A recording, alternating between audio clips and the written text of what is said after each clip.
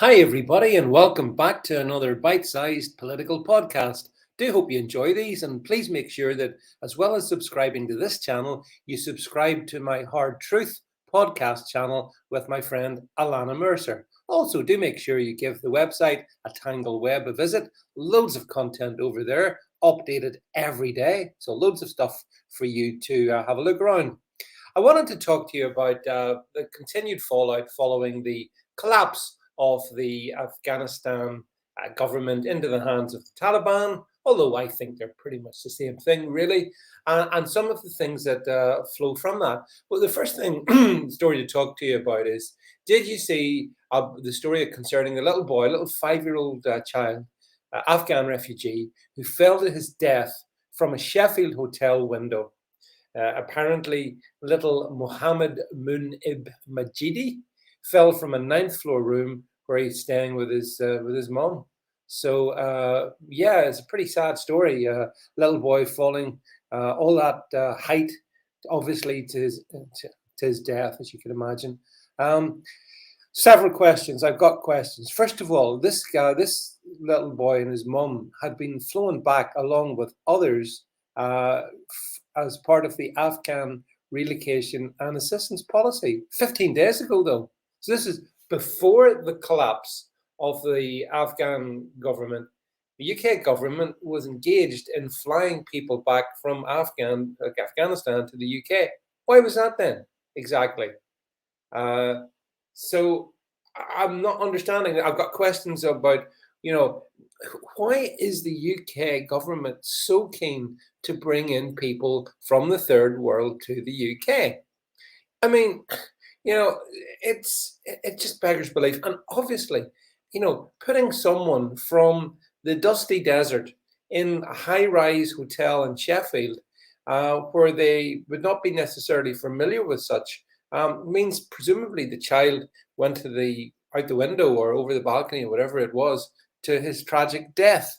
So it's ironic that Sheffield is more dangerous in some regards than, for example, this hotel in Sheffield. Really quite remarkable. Sorry, Kabul is seems less dangerous than Sheffield. So I saw that story and I thought it was kind of tragic. But then, why are the UK bringing so many Afghanis back or to the UK? I mean, could this family, for example, not have found any sanctuary in any Muslim country around Afghanistan? No, they have to come here. They have to come to the UK. And then there's a couple of other things.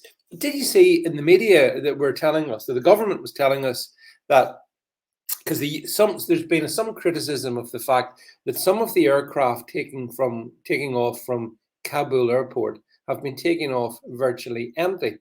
And the British government came out and said, no, that is not happening with us. Our planes are taking off full, overflowing with people. And then I saw an image yesterday of a UK-sponsored flight taking off with one person on board. One person on board. But they're taking off full. This is the world we're living in. We're living in clown world, where people come out, government spokespeople come out, and rather like Chemical Alley, they deny that which is actually happening around them.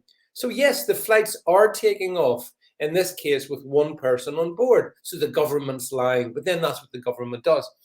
Another thing that's bothering me is there's tremendous political heat at the moment concerning the Foreign Secretary Dominic Raab. He has to resign. Why does he have to resign? Well, a phone call that he was advised to make but didn't make and wasn't able to make was given to a junior minister to handle, but it didn't happen. And therefore, this government had said that the call to get help evacuating interpreters from Afghanistan had been delegated as Mr. Raab was busy on other calls. However, a spokesman now tells us that, well, it wasn't actually possible to have a call in the first place. So basically, the the issue kind of fell down the cracks. And Rab is instantly under political pressure. Listen, this is the least of our problems. This is typical of what's wrong with the British media. Again, they're off down a cul-de-sac. Does anybody care if Rab took a call or not? I sure as hell don't. Doesn't bother me. All I'm concerned about is to make sure we don't bring people from the third world into the United Kingdom. We don't need to be accepting any refugees. Not one. Nada. Zilch. Zero. Clear? And therefore, that's what we should be focusing on. And we should be doing that actually for humanitarian reasons, because as I've talked about earlier concerning the little boy in Sheffield, bringing these people here does not necessarily produce happy outcomes. So therefore, but the media don't want to talk about that. They're more concerned about the fact that the foreign secretary was seen relaxing on a beach on the Greek island of Crete. Hey, Dominic Raab, hope you were double jabbed. I'm sure you were. Maybe triple jabbed, just to be sure, probably. But anyway, so Raab went off for his indulgent holiday in Crete, whilst the rest of us, for example, us, the unvaccinated, the dirty people, well, we can't really go anywhere, can we? Because we're so filthy. But so he was on holidays the day Kabul fell. And now the Labour Party and the media are saying, well, he's not really fit to be Foreign Secretary. Hey, listen, nobody in this government's fit to hold down any role that they occupy. It's incompetency personified. And the only thing less competent than this awful government would be the Labour Party, which would be so much even more worse. But don't get me wrong. You know, I'm not a fan of either, so I'm not gonna big up the Tories just because Labour's got awful. And by the same token, I'm not going to say, oh well, Labour they would be ever so competent. Of course they wouldn't. Labour would be running 24/7 flights from Kabul into downtown Luton or wherever they can get these prospective future voters in. So no, the UK media, as always, it's so predictable. This are not managing to deal with the significant issues, and instead they take you down secondary rabbit holes.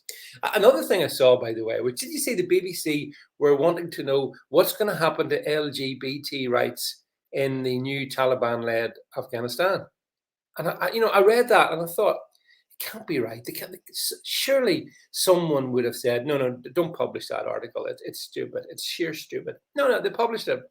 It's on the BBC website, LGBT rights in Afghanistan. And that's what so the BBC's preoccupation is to do with whether or not that particular community is respected. Well, heads up, BBC.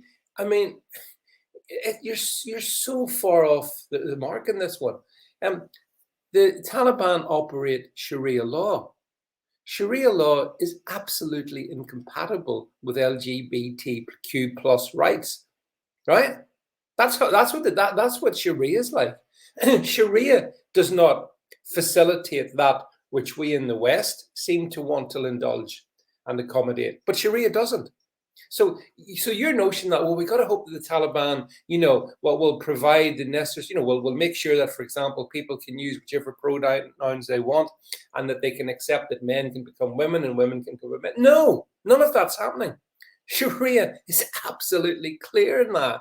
And honestly, the right question for the BBC to ask would be, well, if Sharia is so dangerous to LGBT rights, for example, why do we allow it in the West? That would be a good question to ask, wouldn't it? And because it would be a good question to ask, they will never ask it. Instead, let's sit behind their keyboards in the UK and wonder and think out, what about the trans rights position of the Taliban? They don't have a trans rights position. This is medieval, dark ages savagery, armed to the hilt care of Joe Biden, and they are now in control. It's between them and those who they rule over. And remember, in Afghanistan, they don't have centralized government. It's very much a kind of a tribal fiefdoms and all of that there. That's just their way of life. That's it. We should have got the hell out of there many, many years ago, arguably decades ago. We should have got out.